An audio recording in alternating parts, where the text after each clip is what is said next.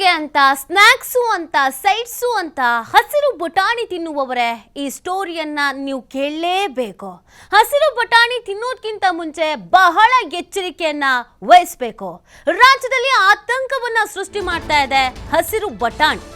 ಹಸಿರು ಬಟಾಣಿ ತಿನ್ನೋದಕ್ಕಿಂತ ಮುಂಚಿತವಾಗಿ ಈ ಸ್ಟೋರಿಯನ್ನ ಗಮನದಲ್ಲಿಟ್ಟು ಕೇಳಿಸ್ಕೊಳ್ಳಿ. ಹುಷಾರಾಗಿ ಇನ್ಮೇಲೆ ತಿನ್ನಬೇಕೋ ಬೇಡವೋ ಅಂತ ಯೋಚಿಸಿ. ಟೈಮ್ ಪಾಸ್ಗೆ ಅಂತ ತಿಂದ್ರೆ ನೀವು ಆಸ್ಪತ್ರೆಯ ಹಾದಿ ಹಿಡಿಯೋದಂತೂ ಫಿಕ್ಸ್. ಹಸಿರು ಬಟಾಣಿಯಲ್ಲಿ ಹೆಚ್ಚು ಕೃತಕ ಬಣ್ಣ ಬಳಕೆ ಆಗಿದೆ ಅನ್ನುವಂತ ಆರೋಪ. ಇದರಿಂದ ಹೊಟ್ಟೆ ನೋವು ಬಂದು ಆಸ್ಪತ್ರೆ ಸೇರ್ಕೊಳ್ತಾ ಇದ್ದಾರೆ ಜನ ಅನ್ನೋ ಆಘಾತಕಾರಿ ವಿಚಾರ. ಇದೇ ಕಾರಣಕ್ಕೆ ಸ್ಯಾಂಪಲ್ ಕಲೆಯನ್ನ ಹಾಕಲಾಗಿತ್ತು ಆಹಾರ ಇಲಾಖೆ. ಹಸಿರು ಬಟಾಣಿ ಮಾರಾಟಕ್ಕೆ ನಿರ್ಬಂಧ ಇದ್ರೂ ಕೂಡ ಡೋಂಟ್ ಕೇರ್ ಅಂತ ಮಾರಾಟ ಮಾಡಲಾಗ್ತಾ ಇದೆ. ಎಲ್ಲ ಕಡೆ ಮಾರಾಟವಾಗ್ತಾ ಇದೆ ಮಾರಕ ಹಸಿರು ಬಟಾಣಿ. ಹಸಿರು ಬಟಾಣಿ ಹೆಚ್ಚು ಕೃತಕ ಬಣ್ಣ ಬಳಕೆ ಮಾಡಲಾಗ್ತಾ ಇದೆ ಅನ್ನುವಂಥ ಒಂದು ಆರೋಪ ಇತ್ತು. ಸೊ ಈ ಹಸಿರು ಬಟಾಣಿಯನ್ನ ತಿಂದು ಕೆಲವರು ಹೊಟ್ಟೆ ನೋವು ಅಂತ ವಿಪರೀತ ಹೊಟ್ಟೆ ನೋವು ಕಾಣಿಸ್ಕೊಳ್ತಾ ಇದೆ ಅಂತ ಆಸ್ಪತ್ರೆ ಸೇರಿದ್ರು.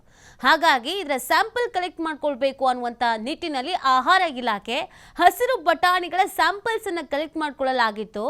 ಇದರಲ್ಲಿ ಮಾರಕವಾದಂಥ ಬಟಾಣಿಗೆ ಬಣ್ಣವನ್ನ ಬಳಕೆ ಮಾಡಲಾಗ್ತಾ ಇದೆ ಅಂತ ಗೊತ್ತು ಆಗಿತ್ತು.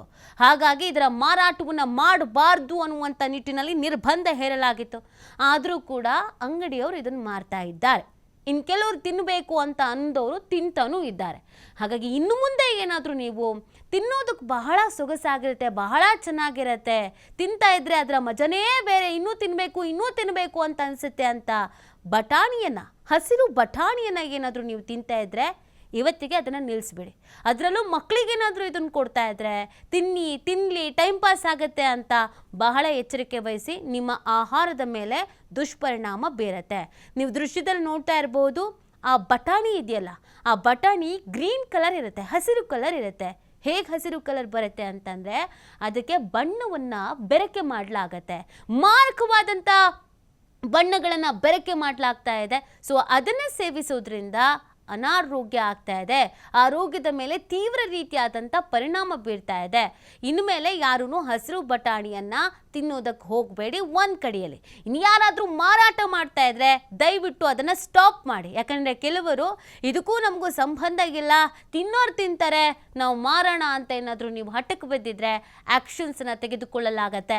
ಸೊ ಇದಕ್ಕೆ ಸಂಬಂಧಪಟ್ಟಂತೆ ಗಂಭೀರವಾದಂಥ ಆ್ಯಕ್ಷನ್ಸ್ಗಳು ಆಗಬೇಕು ಅಂತ ಆರೋಗ್ಯ ಇಲಾಖೆಗೂ ಕೂಡ ಮನವಿಯನ್ನು ಮಾಡಿಕೊಳ್ಳಲಾಗಿದೆ. ನೋಡಿ, ನಾವು ಇವತ್ತು ಈಗಿನ ಸಂದರ್ಭದಲ್ಲಿ, ಈಗಿನ ಕಾಲದಲ್ಲಿ ನಾವು ಜೀವಿಸ್ತಾ ಇದ್ದೀವಿ ಅಂತ ಅಂದರೆ ನಾವು ಸೇವನೆ ಮಾಡ್ತಿರೋದು ಆಲ್ಮೋಸ್ಟ್ ಎಲ್ಲವೂ ಕೂಡ ಕೆಮಿಕಲ್ಲೇನೆ.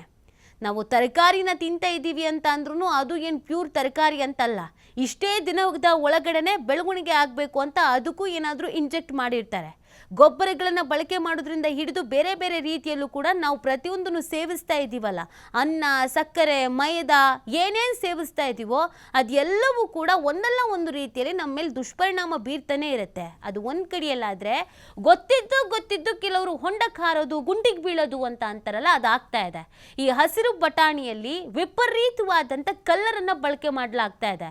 ಈಗಾಗಲೇ ಗೋಬಿ ಆಗಿರ್ಬೋದು, ಬೇರೆ ಬೇರೆ ರೀತಿಯಾದಂಥ ಐಟಮ್ಸ್ಗಳಿಗೂ ಕೂಡ ಬಣ್ಣ ಬಳಕೆ ಮಾಡಲಾಗ್ತಾ ಇದೆ. ಕಬಾಬು, ಗೋಬಿ ಇದನ್ಯಾವುದನ್ನು ಕೂಡ ತಿನ್ನೋ ಹಾಗಿಲ್ಲ ಅನ್ನೋದನ್ನು ಕೂಡ ಹೇಳಾಗಿದ್ರು ಕೆಲವರು ತಲೆ ಕೆಡಿಸ್ಕೊಳ್ತಾ ಇಲ್ಲ. ತಿನ್ನೋಣ ಅಂತ ಈಗಾಗಲೇ ಆ ಕಲ್ಲರ್ಗಳನ್ನು ನಿಷೇಧ ಮಾಡಲಾಗಿದೆ. ಅಂಗಡಿಗೆ ಹೋಗಿ ನಿಂತರೆ ಇದೇನಪ್ಪ ಗೋಬಿ ಕಲ್ಲರೇ ಇಲ್ಲ, ಅಯ್ಯೋ ಕಬಾಬ್ ಕಲ್ಲರೇ ಇಲ್ಲ, ಚೆನ್ನಾಗಿ ಬಂದಿಲ್ವೇನೋ, ಬೇಡ ತಗೊಳ್ಳೋದೇ ಬೇಡ ಅಂತ ಸುಮಾರು ಜನ ವಾಪಸ್ಸು ಹೋಗ್ತಾ ಇದ್ದಾರೆ. ನೀವು ಇಷ್ಟು ದಿನ ತಿಂತಾ ಇದ್ದಿದ್ದು ಕೆಮಿಕಲ್ ಕಲರ್ ಮಿಕ್ಸ್ಡ್ ಆದಂಥ ಫುಡ್ಡು. ಈಗ ಬಟಾಣಿಯದ್ದು ಕೂಡ ಅದೇ ಕತೆ ಆಗಿದೆ. ನೋಡೋದಕ್ಕೆ ಕಣ್ಣಿಗೆ ರಾಚುತ್ತೆ, ಕಣ್ಣಿಗೆ ಕುಕ್ಕುತ್ತೆ, ಕಲರಾಗಿ ಕಾಣುತ್ತೆ ಅಂತಂದರೆ ಅದು ತಿನ್ನೋದಕ್ಕೆ ಟೇಸ್ಟಿ ಆಗಿದೆ ಅಂತ ಅಲ್ಲ. ಎಷ್ಟು ಕೆಮಿಕಲ್ ಇರುತ್ತೆ ಆ ಫುಡ್ಡಲ್ಲಿ ಅಂತ ನೀವು ಯೋಚನೆ ಮಾಡಬೇಕಾಗತ್ತೆ. ಹಾಗಾಗಿ ನೀವು ತಿನ್ನೋದ್ರ ಜೊತೆಗೆ ನಿಮ್ಮ ಮಕ್ಕಳಿಗೂ ತಿನ್ನಿಸೋದನ್ನು ಸ್ಟಾಪ್ ಮಾಡಿ, ಆದಷ್ಟು ಕಂಟ್ರೋಲ್ ಮಾಡಿ. ಏನು ತಿನ್ನಬೇಕು, ಏನು ತಿನ್ನಬಾರ್ದು ಅಂತ ಆಹಾರ ಇಲಾಖೆ ಸಾಕಷ್ಟು ರೀತಿಯಾಗಿ ವರದಿಯನ್ನು ಮಾಡ್ತಾನೇ ಇರುತ್ತೆ. ಆದರೂ ಕೂಡ ನಮ್ಮ ಜನ ಯಾಮಾರ್ತಾನೇ ಇರ್ತಾರೆ. ಏನು ಟೇಸ್ಟಿಗೆ ಏನಾದರೂ ಒಂದು ಸಿಕ್ಕಿದ್ರೆ ಸಾಕು, ಟೇಸ್ಟ್ ಇರಬೇಕು, ತಿಂತಾ ಇರಬೇಕು ಅಂತ. ಬಹಳ ಎಚ್ಚರಿಕೆಯಿಂದ ಇರಿ ಇನ್ನು ಮೇಲೆ ತಿನ್ನೋದಕ್ಕಿಂತ ಮುಂಚೆ.